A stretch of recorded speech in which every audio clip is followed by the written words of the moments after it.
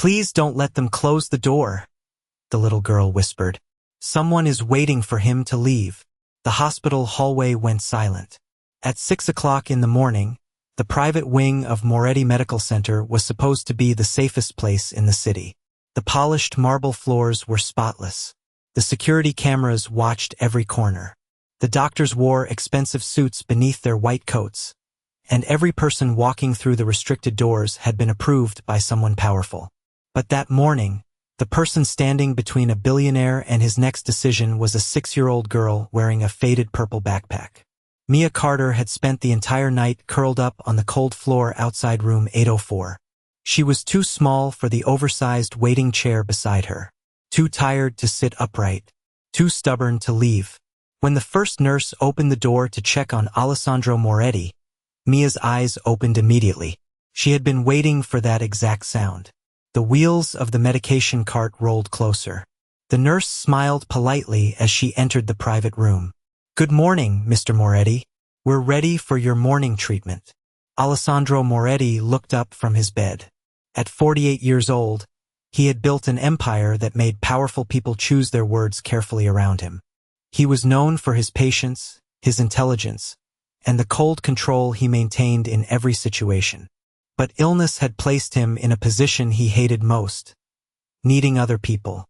He looked toward the doorway and saw Mia standing there, holding the strap of her backpack with both hands. "What are you doing here?" Alessandro asked. Mia stepped closer, but she did not enter the room. She looked at the medication tray instead of his face. "Don't take that yet, sir." The nurse stopped moving. Alessandro's expression changed slightly. Not fear, not panic, suspicion. "And why exactly should I listen to you?" he asked. Mia swallowed. She was clearly nervous, but she stayed where she was. "Because last night, I heard someone say you would be moved away from this floor before anyone noticed." The nurse immediately looked toward the hallway. "This is inappropriate," she said. "She's a child. She probably misunderstood something." Alessandro watched carefully. He had spent decades learning that the most dangerous lies were usually wrapped in calm voices. Then Mia's backpack slipped from her shoulder. A small purple recording device fell onto the floor. The sound of plastic hitting marble seemed louder than it should have been. Alessandro looked down. "What is that?" Mia picked it up quickly. "My mom gave it to me. She said if I hear something important, I should save it so I don't forget." The nurse's expression changed for less than a second. Almost nobody would have noticed. Alessandro noticed. He noticed everything. Mia pressed a button. A few seconds of audio played. The hallway filled with a quiet voice from the previous night. "Once he leaves this floor, nobody can reach him." Alessandro froze. His eyes moved from the recorder to the nurse, then back to Mia. The room suddenly felt smaller. The nurse quickly stepped forward. "That recording proves nothing. It could be anyone." Mia looked at Alessandro. "I know. That's why I waited." He stared at her. "You waited." She nodded. "I thought maybe I was wrong." For the first time that morning, Alessandro had no answer. A child had not accused anyone. She had not demanded anything. She had not asked for money, attention, or a reward. She had simply stayed outside his door all night because she believed something was wrong. The elevator doors opened at the end of the hallway. Victoria Loron walked out wearing an elegant cream-colored coat, carrying a coffee cup in one hand and a folder in the other. She looked exactly like the person everyone expected her to be. Calm, caring, and in control. "Alessandro," she said softly. "What's going on?" Then she saw Mia standing beside the room. Her smile remained, but only for a moment. Alessandro noticed the pause. It was brief, almost invisible, but it was there. Victoria looked at the child and said gently, "Why don't we let the adults handle this?" Mia lowered her eyes. She had heard that sentence before. It was the sentence people used when they wanted children to disappear. Alessandro looked at the closed hospital door behind him. Then he looked at the little girl who had slept outside it all night. And for the first time since he entered the hospital, he made a decision without trusting the people around him. "Nobody moves me from this floor," he said. The nurse stopped. Victoria stopped. Even Mia looked surprised.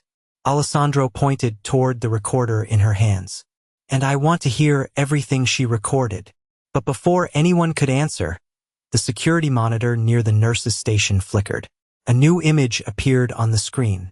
The hallway camera from 3:17 in the morning. The timestamp was clear. The door to Alessandro Moretti's room opened. A person stepped inside. It was not a doctor. It was not a nurse. It was Victoria Loran. And she had been alone.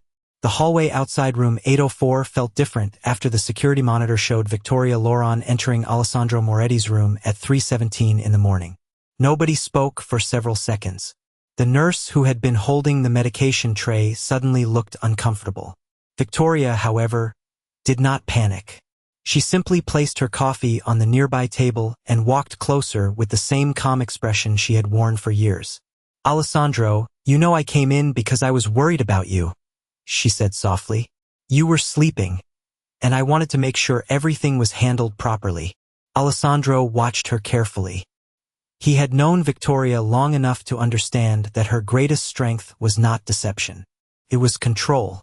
She knew exactly how to appear reasonable when everyone else was confused. You entered my room at 3:17, Alessandro said. Why? Victoria glanced at the security screen, then back at him. Because I was checking on your condition. Is that really suspicious? The question sounded harmless. That was what made it dangerous. Before Alessandro could answer, the hospital administrator, Michael Grant, stepped forward. Mr. Moretti, this is becoming unnecessary. Your health should be the priority. We cannot allow a child's misunderstanding to create distrust between you and your medical team. The word child hung in the air. Alessandro looked at Mia. She was standing quietly beside the wall, holding her purple backpack against her chest. She was not trying to defend herself. She was not trying to prove she was important. She looked like a child who had learned that adults often stopped listening before she finished speaking. Where is your mother? Alessandro asked. Mia looked down. She is cleaning the lower floors. They told her she had to finish her shift. Michael immediately responded. She is an employee, Mr. Moretti. We cannot change hospital procedures because of a family issue. Alessandro noticed something. Every time Mia spoke, someone mentioned rules. Every time someone wanted her silent, they mentioned procedures. Bring Elena here, Alessandro said. The administrator hesitated. That may not be necessary. Alessandro turned his eyes toward him. The room became quiet. I did not ask if it was necessary. 10 minutes later, Elena Carter arrived, still wearing her work uniform. Her hands were slightly wet from cleaning supplies, and her expression showed fear before she even reached the room. She looked at Mia first. Honey, are you okay? Mia nodded. I am okay, Mom. Elena looked toward Alessandro. I am sorry if my daughter caused trouble. That sentence stayed with him. Not because she apologized. Because she apologized before anyone accused her. Alessandro had spent his life around powerful people. He knew how quickly fear could make someone accept blame they did not deserve. What did you hear last night? He asked Mia. Mia looked at her mother. Elena gave a small nod. Mia reached into her backpack and pulled out the recorder. I was waiting outside because my mom told me hospitals are scary when people are alone. Her voice became quieter. Then I heard people talking near the door. Alessandro leaned forward. What did they say? Mia looked at the floor as she tried to remember the exact words. They said you would not be making decisions for yourself soon. Victoria's expression remained calm, but her fingers tightened slightly around her coffee cup. Alessandro noticed. Mia continued. They said everyone would think it was for your protection. Nobody moved. The sentence was simple, but it carried weight. Alessandro looked toward Victoria. Protection. He repeated the word. Slowly. That is an interesting choice. Victoria smiled gently. Alessandro, she is 6 years old. Children repeat things they do not understand. Mia looked up. I do not understand everything. She paused. But I know when people whisper because they do not want someone to hear. For a moment, nobody had an answer. Alessandro looked at the little girl standing in a place where she clearly did not belong, yet somehow she was the only person speaking without trying to gain something. He reached toward the recorder. Play the rest. Mia pressed the button. Static filled the hallway. Then another sound appeared. A door opening. Footsteps. A man's voice. Once the transfer is complete, the floor will be under our control. Alessandro's eyes narrowed. But before the sentence could continue, the recording cut off. The hallway went silent again. Victoria looked relieved for only a fraction of a second. Alessandro saw it. He saw the relief before the concern. And that tiny mistake created the first real crack in the perfect story everyone had been telling him. He looked at the broken recording device in Mia's hands and realized something important. The little girl did not have the whole truth, but she had enough truth to prove there was something hidden. And now he needed to find out what everyone was trying so hard to keep from him. Alessandro Moretti had spent his entire life learning how to read people. He knew when a business partner was hiding a problem. He knew when someone was afraid. He knew when a person was saying the right words while thinking something completely different. But standing in room 80 for that morning, he realized he had missed something much simpler. He had been looking at the people around him as professionals, advisors, and trusted allies. He had not been looking at what they were doing. After Mia Carter's recording stopped, nobody moved. The unfinished sentence remained in everyone's mind. Once the transfer is complete, the floor will be under our control. It was not enough to prove a crime. It was not enough to accuse anyone. But it was enough to create a question. And Alessandro Moretti had built his entire empire by knowing which questions mattered. Everyone leaves except my medical team, Alessandro said. Victoria looked surprised. Alessandro, that is not necessary. He turned toward her. That was not a request. The room slowly emptied. Elena took Mia outside to sit near the waiting area, but Alessandro stopped them for a moment. She stays where I can see her. Elena looked uncertain. Mr. Moretti, I do not want my daughter causing problems. Alessandro looked at Mia, then back at Elena. Your daughter is the only person in this building who noticed one. For the first time, Elena did not apologize. She simply nodded. Once the room was quiet, Alessandro asked his private assistant to bring every record connected to his treatment. He did not accuse anyone. He did not make threats. He asked for information. That was how he operated when something did not make sense. 10 minutes later, the first report arrived. The medical treatment plan looked normal. The doctor's notes looked professional. The schedule appeared organized. Everything looked exactly the way it was supposed to look. That bothered him more than a mistake would have. Perfect systems were often the ones hiding the biggest problems. Then Alessandro noticed a small detail. A medication label on the chart showed one name. The digital treatment record showed another. The difference was only one word. Most people would have ignored it. Alessandro did not. Who approved this change? He asked. The nurse standing nearby checked the file. Dr. Reed approved it. Alessandro looked at the timestamp. At 2:43 in the morning? The nurse became quiet. Yes, sir. Something felt wrong. Not because the doctor changed a record. Doctors did that every day. The problem was the timing. The problem was that nobody had mentioned it.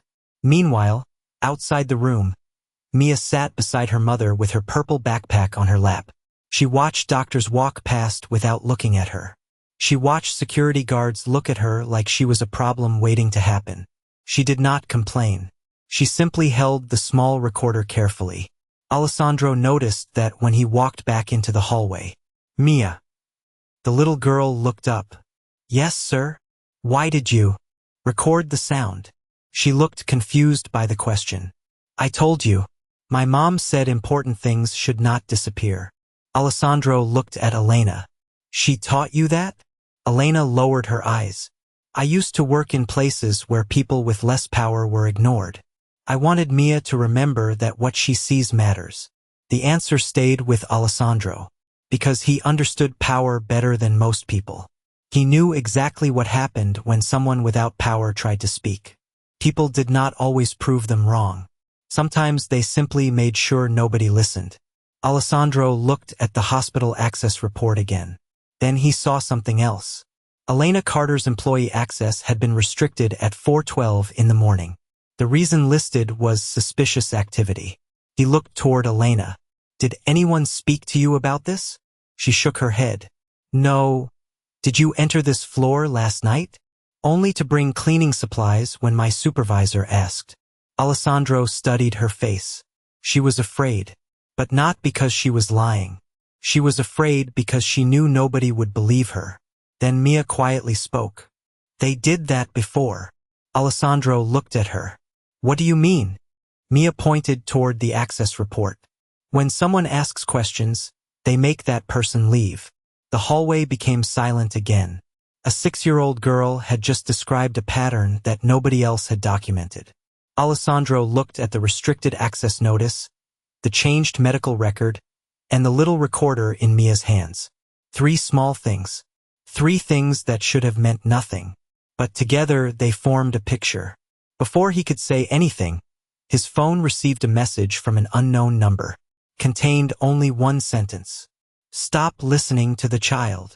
Alessandro stared at the screen. He did not show anyone. Not yet, because now he knew one thing for certain. Someone was not afraid of Mia because she was wrong. Someone was afraid because she was right. Alessandro Moretti did not sleep after receiving the message. The words stayed on his screen like a quiet warning. Stop listening to the child. Most people would have ignored a message like that. They would have deleted it, called it a mistake, or assumed someone was trying to create unnecessary fear. But Alessandro had built his life around one simple rule. People only tell you what not to look at when they are afraid of what you might find. He placed his phone face down on the table and looked at the medical documents spread in front of him. For years, people had called him paranoid. They said he trusted no one. They said he expected betrayal everywhere. But now he wondered if the real problem was the opposite. Maybe he had trusted the wrong people because he believed they had no reason to hurt him. A few minutes later, Dr. Daniel Reed entered room 804 with the same professional smile he had worn every day. Mr. Moretti, I heard there was some confusion earlier, he said. Alessandro looked up. Confusion. Dr. Reed nodded. The child's recording. The concerns about your treatment. I believe we should focus on your recovery instead of distractions. Alessandro noticed the choice of words. Not mistakes. Not questions. Distractions. Dr. Reed, Alessandro said calmly. I want to try a small test. The doctor smiled. Of course. Alessandro pointed toward the medication chart. I want to delay this treatment for 1 hour and repeat the evaluation with another physician. For the first time, Dr. Reed hesitated. It was only a second, but Alessandro saw it. That should not be a problem, Alessandro continued, unless there is a reason it is. Dr. Reed quickly recovered. No reason at all. I just want to make sure you understand the importance of following medical instructions. I understand perfectly, Alessandro replied. That is why I am asking questions. Outside the room, Mia watched through the small glass window. She was not trying to listen. She was simply waiting with her mother. But when Dr. Reed walked away, she noticed something. That doctor is worried, Mia said quietly. Elena looked at her daughter. How do you know? Mia pointed toward the hallway. He fixed his watch 3 times. Elena smiled gently. Honey, sometimes people fix things when they are nervous. Mia nodded. That is what I mean. Alessandro heard the conversation when he stepped outside. He looked at Mia. You noticed that? Mia shrugged. People do things when they forget to hide how they feel. It was not a complicated answer. It was not a genius observation. It was simply a child paying attention. Alessandro returned to his office area inside the hospital suite and asked his assistant to compare every document from the last 7 days. The results came back within an hour. Nothing obvious. No missing pages. No fake signatures. No dramatic mistake. But then they found something small. A family representative form had been added to his file. The document gave Victoria Lauron authority to receive updates, approve certain communications, and make decisions if Alessandro became unable to respond. Alessandro stared at the paper. He remembered signing many documents over the years. Business agreements, security contracts, legal forms. But he had never signed this one. Who submitted this? He asked. His assistant checked the record. The request came through hospital administration. It was marked as family authorization. Alessandro looked at the signature line. Blank. No signature. No approval. Just a label. Family representative. He slowly folded the paper. The issue was no longer just medicine. It was control. Someone had quietly changed the way people were allowed to speak to him. Someone had decided who had the right to make choices around him. At that moment, Victoria entered the room. She carried flowers and a small gift bag. I thought you needed something positive today, she said.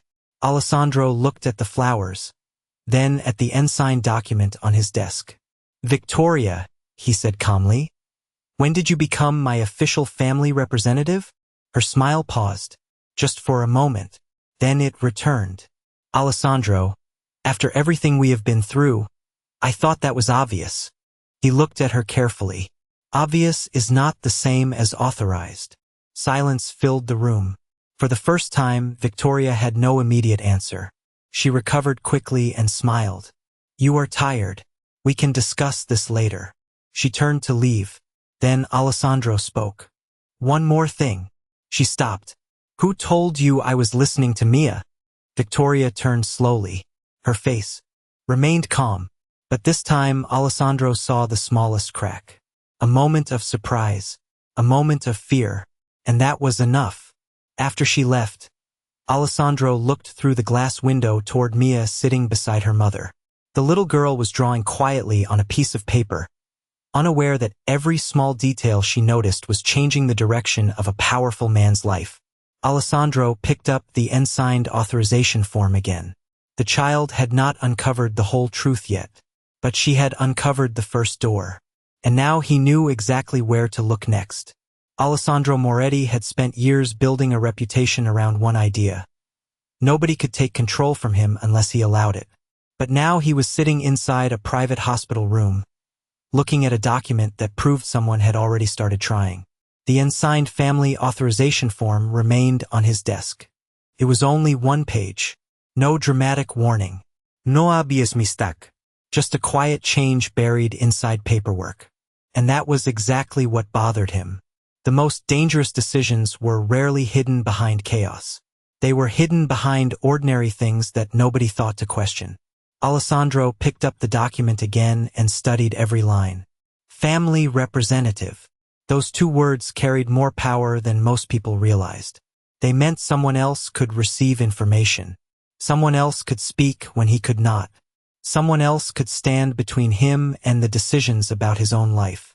He called his legal advisor, Marcus Bell, and asked him one question. Did I authorize this? The answer came quickly. No, Alessandro. There is no signed approval from you. Alessandro leaned back. Then why is it in my file? Marcus paused before answering. I will find out. While Marcus investigated, Alessandro asked for something else. Every security recording from the hospital hallway between midnight and sunrise.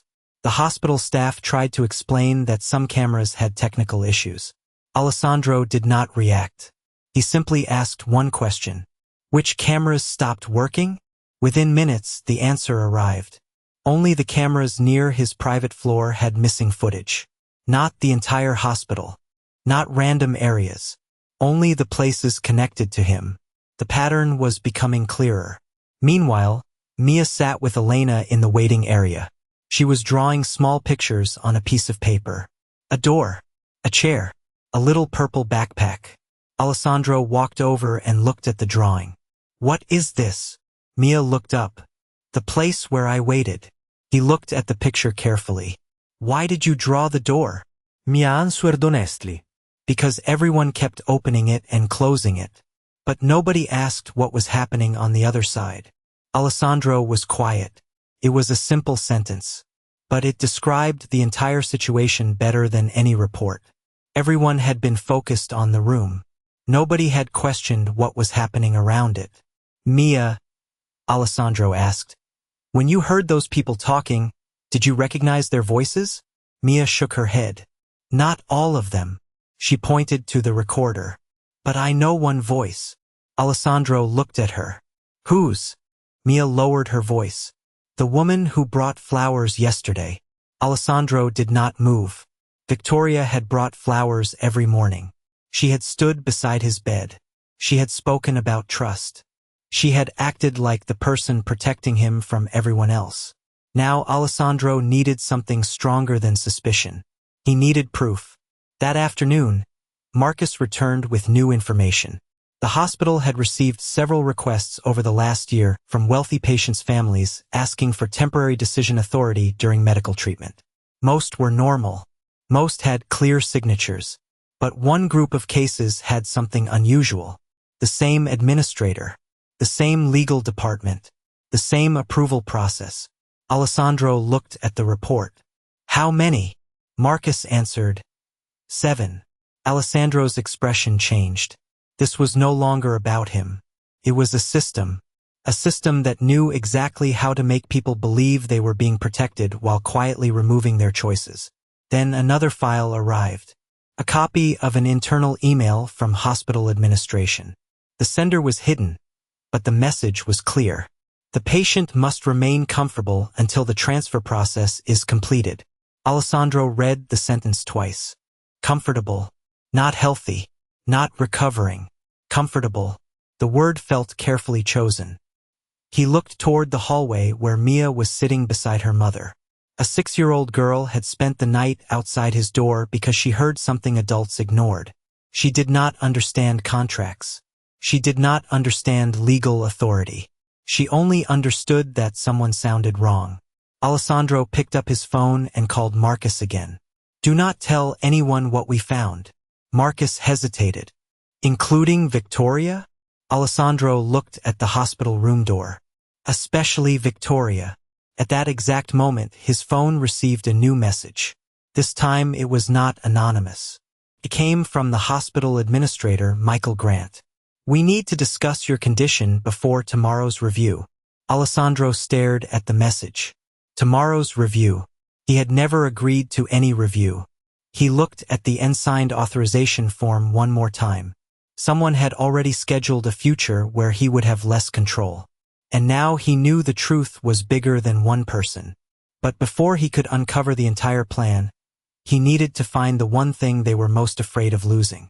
The original evidence that started everything. The missing part of Mia's recording. Alessandro Moretti had spent the last few hours searching for one missing piece of information. Not a dramatic confession. Not a secret message hidden in a locked room. Just one small piece that could explain why so many people had worked together to keep him from seeing the truth. The missing part of Mia Carter's recording. The moment when the voices stopped being careful. The moment when someone forgot a child was listening. Marcus Bell returned to the hospital room carrying a small envelope. We found something, he said quietly. Alessandro looked up immediately. The original audio? Marcus nodded. Not exactly. The recorder was damaged, but our technician recovered a portion of the deleted file. Alessandro took the envelope and placed the small memory card on the table.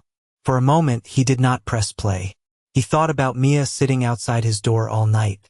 He thought about Elena apologizing for things that were not her fault. He thought about how many people had looked at them and decided they were too small to matter. Then he pressed the button. At first, there was only static. Then came the sound of footsteps. A door closing. A woman's voice. Victoria Laurent. The important thing is that he believes we are helping him. Alessandro's expression did not change. But his hand stopped moving. Another voice answered. It was Michael Grant, the hospital administrator. And after the review? Victoria replied calmly. After the review, he will not have the same authority. The recording ended there. No threats. No dramatic confession. Just enough. Enough to confirm that the situation was not accidental. Enough to prove that people around him had been planning his loss of control. Alessandro placed the recorder down. They are not trying to hide that I am sick, he said. Marcus looked at him. What do you mean? Alessandro looked at the unsigned authorization form on his desk. They are using my illness as a reason to remove my choices. The room became quiet. That was the moment the entire picture changed. This was never only about medicine. It was about trust. It was about authority. It was about convincing everyone around him that taking away his decisions was the same as protecting him. Later that afternoon, Alessandro asked Elena to come into the room. She looked nervous. She expected another question about Mia. Instead, he asked about her experience working at the hospital. How long have you worked here? Almost 5 years, Elena answered. Have you ever noticed anything unusual? She hesitated. Alessandro noticed. You can answer honestly. Elena looked at the floor. People like me are usually not asked what we notice. That sentence stayed in the room. Finally, she explained. Over the years, she had seen certain families suddenly lose access to patients they cared about. She had seen paperwork move faster than conversations. She had seen employees warned not to ask questions. But she had never spoken because she needed the job and she needed to take care of Mia. Alessandro looked toward the window. He understood something uncomfortable. A system did not survive because everyone supported it. Sometimes it survived because good people were too afraid to challenge it. Meanwhile, Mia sat nearby drawing again. Alessandro walked over and asked, "Why did you stay outside my door instead of finding another adult?" Mia looked at him seriously. I tried.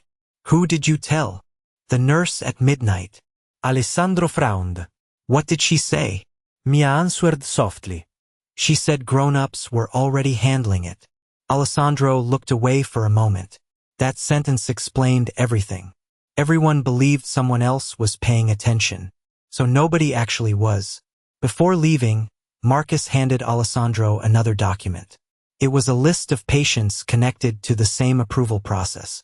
7 names, 7 cases, 7 people whose decisions had slowly been placed in someone else's hands. Alessandro looked at the list and realized the truth was much bigger than Victoria. She was not creating the system. She was using one that already existed. His phone rang. It was Victoria. He answered normally. Alessandro, she said warmly. I heard you are feeling better. That is wonderful news. He looked at the documents in front of him. Yes, he replied. I am starting to see things much more clearly. There was a pause. A very small pause. But he heard it. Victoria was afraid. Tomorrow's review is important, she said. We need to make sure everything is prepared. Alessandro looked at Mia through the glass window. The little girl was coloring quietly, unaware that her small decision to wait outside a door had uncovered a system built on silence. Yes, Alessandro said. Tomorrow will be important.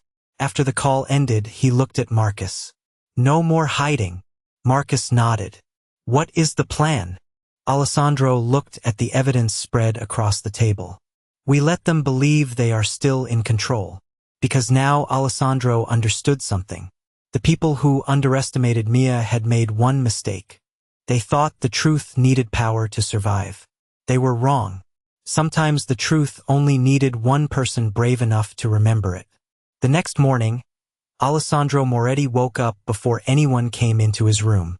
For the first time since arriving at the hospital, he did not feel like a patient waiting for answers. He felt like a man collecting them. The room was quiet. The city outside the window was already moving, but inside the private hospital wing, everyone was preparing for the review meeting that would decide the future of his company and his personal authority. At least that was what Victoria Loran believed. Alessandro looked at the documents on the table. The unsigned family authorization form, the recovered audio file, the list of 7 patients connected to the same process, the hospital records showing a pattern nobody wanted to discuss. Everything pointed in one direction, but he knew something important. Suspicion was not enough. Even when someone was clearly hiding something, powerful people could always claim misunderstanding. He needed a complete chain of evidence. Not anger, not revenge. Proof. Marcus Bell entered the room with a folder in his hand. We found the original access records, he said. Alessandro looked up. And Marcus placed the folder down. The person who requested the temporary decision authority was not Victoria directly. Alessandro studied the page. Then who? Marcus answered. The hospital administration submitted it after receiving instructions from a legal office connected to Victoria's family foundation. Alessandro leaned back. That was the missing connection. Victoria had created distance between herself and the paperwork. She had not signed the document. She had not submitted the request. She had simply created a path where other people would do it for her. She built a wall between herself and the evidence, Alessandro said. Marcus nodded. Exactly. Meanwhile, Victoria walked through the hospital hallway with complete confidence. She greeted nurses. She thanked doctors. She asked about Alessandro's comfort. To anyone watching, she looked like the perfect partner standing beside a sick man. That was why the plan had worked. The people who appeared the most caring were the least questioned. Before the review meeting began, Alessandro made one decision.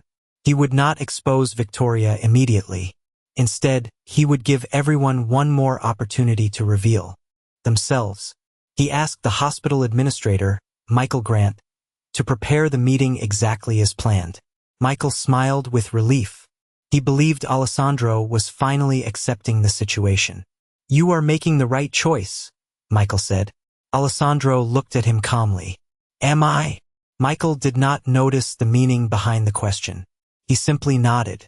Your health comes first. After Michael left, Alessandro looked toward the waiting area. Mia was sitting with Elena, coloring quietly. He walked over and sat down beside her. The security guards nearby looked surprised. Nobody expected Alessandro Moretti to sit on a hospital chair beside the daughter of an employee. Mia, he said, I need to ask you something. She looked up. Okay. When you heard the voices that night, what made you stay? Mia looked at her drawing. Because everyone else left. Alessandro waited. What do you mean? Mia pointed toward the picture she had drawn. It showed a closed door and a small person sitting outside it. When people close a door, someone should make sure the person inside is okay. Alessandro looked at the drawing for a long moment. It was not a business strategy. It was not a legal argument. It was a simple belief from a child who still thought people mattered more than positions. Later, the review meeting began. Victoria sat at the front of the room. Michael stood beside her. The doctors presented updates. Everything appeared organized. Everything appeared professional. Then Alessandro entered. The room became quiet. Victoria smiled. I am glad you are feeling strong enough to attend. Alessandro sat down. I would not miss this. The meeting continued. Michael presented the authorization document. This temporary arrangement exists only to protect Mr. Moretti while he recovers. Alessandro looked at the paper. Protect me from what? Michael hesitated. From making decisions while your condition is unstable. Alessandro nodded slowly. Interesting. He placed another document on the table. It was a comparison of the original hospital record and the altered communication log. The room became silent. Michael looked confused. Victoria remained calm, but Alessandro noticed her eyes move toward the screen for half a second. She already knew what was coming. Before we discuss my ability to lead, Alessandro said, we should discuss who has been making decisions without my approval. Nobody spoke. Then the screen behind him turned on. A timeline appeared. Dates, names, requests, connections. Not enough to end everything yet, but enough to make everyone uncomfortable. Enough to prove the story was changing. Victoria looked at Alessandro. Where did you get this? Alessandro answered quietly. From the people you thought nobody would listen to. His eyes moved toward the doorway. Mia stood there beside Elena, holding her purple backpack. The room that had ignored them days earlier was now forced to look at them. But Alessandro knew this was only the beginning. The evidence had opened the door. The next step was finding out how many people had been standing behind it. The room remained silent after Alessandro Moretti revealed the timeline of decisions made without his approval. For years, powerful people had learned one thing about Alessandro. He was patient. He watched. He waited. And that patience had often been mistaken for weakness. Victoria Loron looked around the conference room, seeing the attention shift away from her carefully prepared story. But she did not panic. She had built her reputation on appearing calm when everyone else was uncertain. "Alessandro," she said softly, "I think we are allowing a misunderstanding to become something much larger than it is." She stood and walked toward the screen displaying the timeline.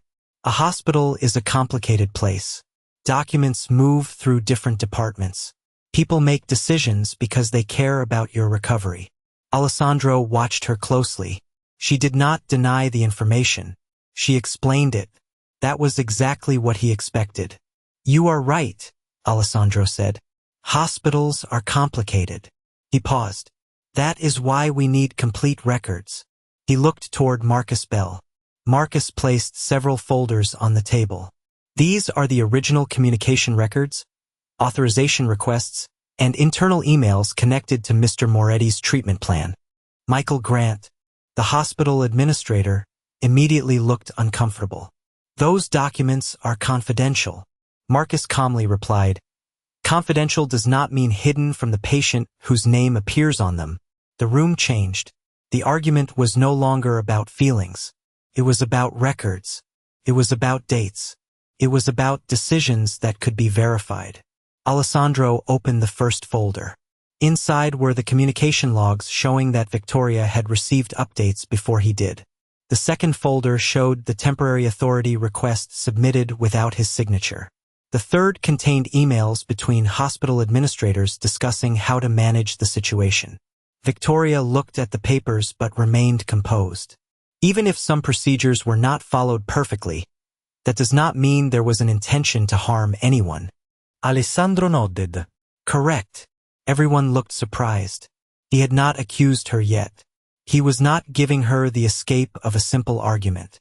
He continued, "That is why we collected more." The screen changed again. A new document appeared. It was the recovered portion of Mia's recording. The room became completely quiet. The small voice of the child who had waited outside the door filled the speakers. They said everyone would think it was for his protection. No one moved. Victoria looked toward the doorway. Mia was standing there beside Elena. She was not smiling. She was not proud. She looked nervous because she still believed she had caused trouble. Alessandro noticed that immediately. He walked toward the doorway and lowered himself so he was closer to her height. "Mia," he said gently, "do you remember what you told me the first morning?" She nodded. "That I should listen first." Alessandro smiled slightly. "You were right." Then he turned back toward the room. She never claimed to understand every detail. She never claimed to know everything. She heard something important, and she did what responsible people should do. She told someone. Elena stood quietly beside her daughter. For years, she had learned to stay invisible. In this room, she was finally being seen. Michael Grant tried one final explanation. "Mr. Moretti, this entire situation is being influenced by a child's interpretation." Alessandro looked at him. "No. This situation is being revealed by evidence. The child only helped us find where to look." That sentence changed everything. Mia was no longer the reason for the investigation. She was the person who opened it. Then a new voice came from the back of the room. An older hospital employee stepped forward. She had worked there for nearly 15 years. "I need to say something." Everyone turned. She looked nervous but continued. "There were other cases. Families who questioned decisions. Patients who suddenly had representatives they never personally selected." The room became still again. Victoria's expression changed for the first time. Not fear. Not anger. Recognition. She understood that the problem was no longer one document. It was a pattern. Alessandro looked at the employee. "Why did you never report it?" The woman looked down. "Because people like me are usually told we are only staff. We see things, but nobody asks what we know." Alessandro glanced at Mia. then at Elena, then back at the room. That ends today. For years, this hospital had separated people by status. Doctors, executives, employees, patients, the powerful and the invisible. But now the person who had the most important information in the room was the smallest person there. Victoria slowly gathered her papers. She knew the meeting was no longer under her control. But before she left, Alessandro stopped her. One question. She turned. Why did you choose that child as the person nobody would believe? Victoria said nothing, because the answer was already clear. She had underestimated Mia. She had underestimated Elena. And she had underestimated what happens when someone who has been ignored finally gets the chance to be heard. Alessandro looked at the evidence on the table. The truth was public now. But one final step remained. Making sure the people responsible could not simply walk away. The hospital was quiet the morning after the truth came out. Not the peaceful kind of quiet. It was the kind of quiet that followed a room full of people realizing the story they believed was no longer the story. They were living. For years, Moretti Medical Center had been known as a place where powerful families received the best care. But now, the people inside those walls had to face a different question. How many people had been ignored because they did not have a powerful name? Alessandro Moretti sat in the same hospital room where he had once been surrounded by people making decisions for him. But everything felt different now. The documents were no longer hidden. The investigation had officially started. Independent reviewers were examining the patient authorization process, the communication records, and the internal decisions that had allowed certain people to gain control without proper approval. Victoria Loron was no longer leading conversations. She was answering questions. Dr. Daniel Reed had his medical decisions reviewed. Michael Grant was removed from his administrative position while the investigation continued. The system that once protected silence was finally being forced to explain itself. But Alessandro knew justice was not only about removing the people who made wrong choices. It was also about repairing the damage left behind. He asked Elena Carter to meet him in the hospital garden. She arrived wearing the same simple work uniform she had worn for years. The difference was that this time people looked at her differently. Not because she had changed, because they finally understood who she was. I wanted to thank you, Alessandro said. Elena shook her head. You should thank Mia. Alessandro looked toward the garden entrance. Mia was sitting on a bench with her purple backpack beside her, drawing flowers on a small piece of paper. Mia helped me notice the problem, he said. But you taught her something important. Elena looked confused. What?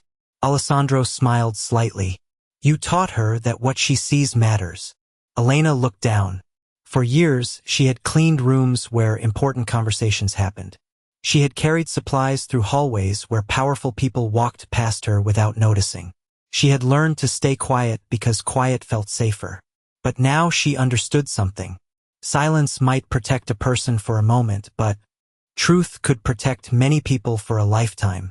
A few weeks later, Moretti Medical Center announced major changes. Employees at every level received new protections for reporting concerns. Patients were given clearer control over their own decisions. Family representatives could no longer be assigned without proper verification. The changes did not erase what happened. They acknowledged it. That was what made them meaningful. Alessandro did not create a public celebration for himself. He did not stand in front of cameras and talk about being a hero. Instead, he asked Mia and Elena to attend a small ceremony where the hospital recognized the employees who had spoken up. When Elena's name was called, she looked surprised.